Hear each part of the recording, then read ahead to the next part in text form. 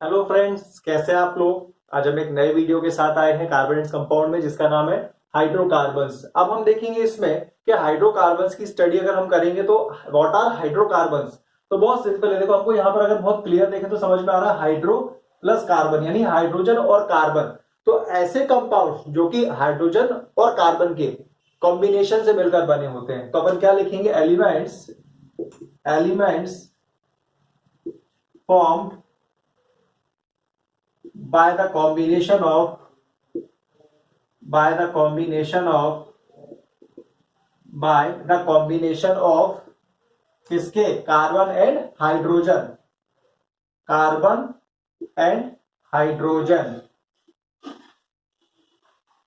Carbon and hydrogen in different proportions, in different proportion मतलब अलग अलग प्रोपोर्शन, जरूरी नहीं है फिक्स प्रोपोर्शन होगा, इन डिफरेंट प्रोपोर्शंस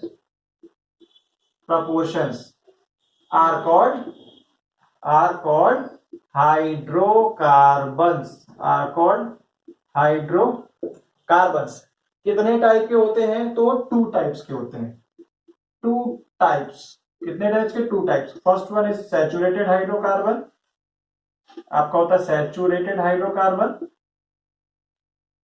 और सेकंड है आपका अनसैचुरेटेड हाइड्रोकार्बन, अनसैचुरेटेड हाइड्रोकार्बन।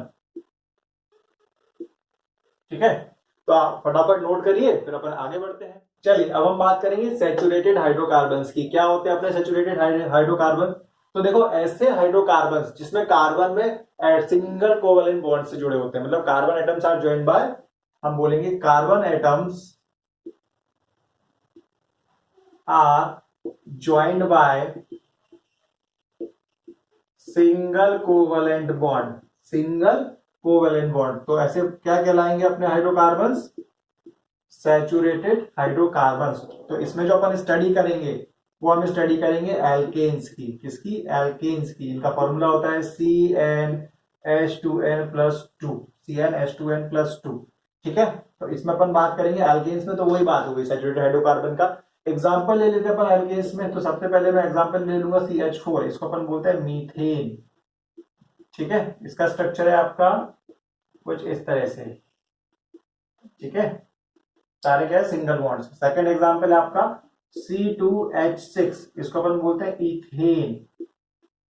जैसे टू कार्बन है, वो भी आपस में क्या है, सिंगल कोवेलेंट बॉन्ड से अटैच्ड है। और यहाँ पर देखो आप अगर सारे स्ट्रक्चर देखो तो each carbon and hydrogen attached with single covalent bonds. एक और एग्जांपल ले लेता हूं मैं आपका C3H8 का, इसको अपन बोलते हैं प्रोपेन। क्या बोलते हैं, प्रोपेन। थ्री कार्बन है अटैच्ड है सिंगल कोवेलेंट बॉन्ड से। ठीक है, तो these are are saturated hydrocarbons. अच्छा एक बात ध्यान रखना, जब भी बॉन्ड्स बनेंगे ना, कार्बन कार्बन के बीच में ही बनेगा, इधर उधर मत बना देना, इसको प्रॉपर बनाना। ठीक है, तो दीज आर द एग्जांपल्स। आप फटाफट नोट करो, फिर अपन अनसैचुरेटेड पे मूव करेंगे। चलिए फ्रेंड्स, अब हम बात करेंगे अपने अनसैचुरेटेड हाइड्रोकार्बन्स की। तो देखो अनसैचुरेटेड हाइड्रोकार्बन्स क्या होते हैं, जिसमें अगर हम बात करेंगे two carbons are joined with at least one double और ट्रिपल बॉन्ड, वन डबल और triple bond, triple covalent bond. ठीक है, अब अगर मैं इसकी कैटेगरी की बात करूं तो इसमें हमको दो चीजें पढ़नी है, एक अपन पढ़ेंगे एल्कीन्स की और दूसरा अपन पढ़ेंगे एल्काइंस को। ठीक है, अब इसको एल्कीन का जो फॉर्मूला होता है वो होता है CnH2n, और इसका होता है CnH2n-2। ध्यान रखिएगा। ठीक है, ये तुम्हारे एग्जाम्पल है अनसैचुरेटेड हाइड्रोकार्बन के। इसमें जो है वो कार्बन अटैच होता है डबल बॉन्डेड कार्बन से, ये कुछ इस तरह का स्ट्रक्चर बनता है, जो इस तरह से बना देते हैं हम। ठीक है, और इसमें जो कार्बन होता है वो ट्रिपल बॉन्डेड कार्बन से अटैच रहता है। अब एग्जाम्पल्स देख लेते हैं अपन इसके। जैसे सपोज मैं बात करता हूं, अपन एग्जांपल लेते हैं इथीन की। तो इथीन क्या है तुम्हारा, C डबल बॉन्ड C, ये H है, ये H है, ये H है, ये H है। ठीक है, इसमें अगर मैं बात करूं तो इसमें एग्जांपल होगा आपका ethylene, acetylene, sorry acetylene, acetylene, ये हो गया आपका C triple bond C H H, ठीक है, C triple bond C H H. और इसको इथीन को अपन इथाइलिन भी बोलते हैं, क्या बोलते हैं, इथाइलिन भी बोलते हैं। इसको बोलते हैं इथाइलिन, इसको बोलते हैं एसिटाइलिन। अपन और ले सकते हो एग्जांपल, तो एक और एग्जांपल है suppose CH3 C triple bond C CH3, ठीक है ना, ये एक और एग्जांपल है। यहां लेना चाहो तो तुम यहां पर एक और ले सकते हो, CH3 C H double bond CH2। तो ये प्रोपीन हो गया और ये क्या हो गया, ब्यूटाइन हो गया, ठीक है। नोट करो, फिर अपन आगे बढ़ेंगे। चलिए फ्रेंड्स, अब हमारा एक नया टॉपिक स्टार्ट करते हैं जिसका नाम है आइसोमेरिज्म। क्या होता है आइसोमेरिज्म? तो ऐसे कंपाउंड जिनका मॉलिक्यूलर फॉर्मूला तो सेम है बट उनकी प्रॉपर्टीज अलग अलग है, मतलब स्ट्रक्चर्स अलग अलग है। The same molecular formula but different structures. तो अपन क्या बोल सकते हैं, टू और मोर एलिमेंट्स, टू और मोर कंपाउंड्स, टू और मोर compounds having same molecular formula, same molecular formula,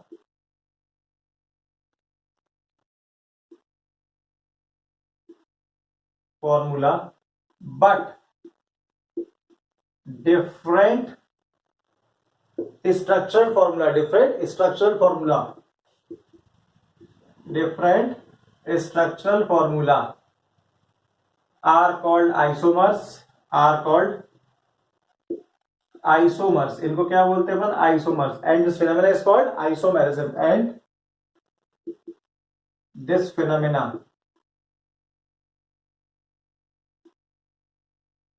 is called isomerism, is called isomerism, ठीक है।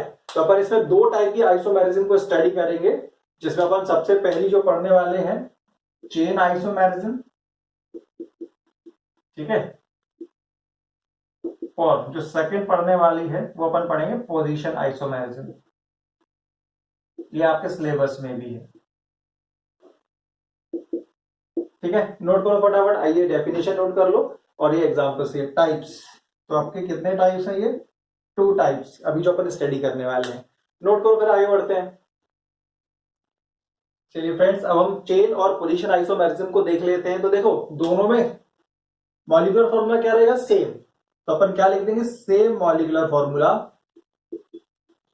Same molecular formula but different structures of, different structures of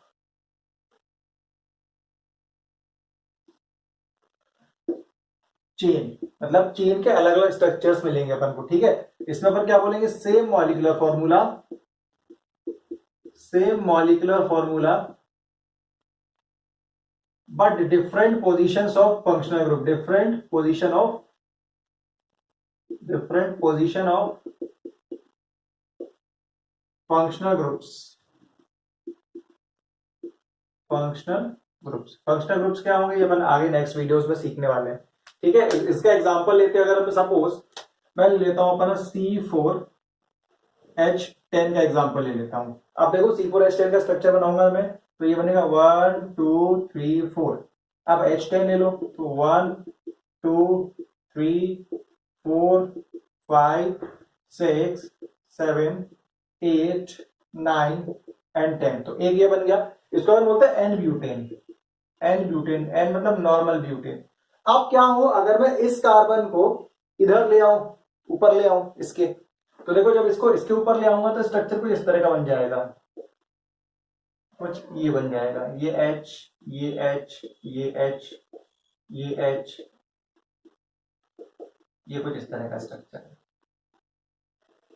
ठीक है। तो अब ये हो जाएगा 2 मिथाइल प्रोपेन। अब ये क्या हो जाएगा, 2 मिथाइल प्रोपेन। अब इसका नाम हो जाएगा 2 मिथाइल प्रोपेन, या इसी को अपन आइसोब्यूटेन भी बोल सकते हैं। क्या बोल सकते हैं इसको, आइसोब्यूटेन भी बोल सकते हैं, आइसोब्यूटेन भी बोल सकते हैं। तो आपको आई थिंक समझ में आ गया होगा। अब देखो कुछ नहीं था, चेन आइसोमेरिज्म मतलब चेन जो है उसी में कार्बन्स की पोजीशन अलग अलग होती रहेगी। लाइक यहाँ पर देखो 4 कार्बन्स थे, हमने एक कार्बन को उठा के इस मिडिल कार्बन पर ले आए, तो होना क्या चाहिए, मॉलिक्यूलर फॉर्मूला सेम रहेगा बट उनके नाम चेंज हो जाने चाहिए, और नाम तभी चेंज होंगे जब स्ट्रक्चर्स डिफरेंट होंगे। ठीक है, तो ये चीज समझ में आई। अब इसी तरह पोजीशन को देख लेते हैं। यहां पर मैं एक एग्जांपल ले लेता हूं आपका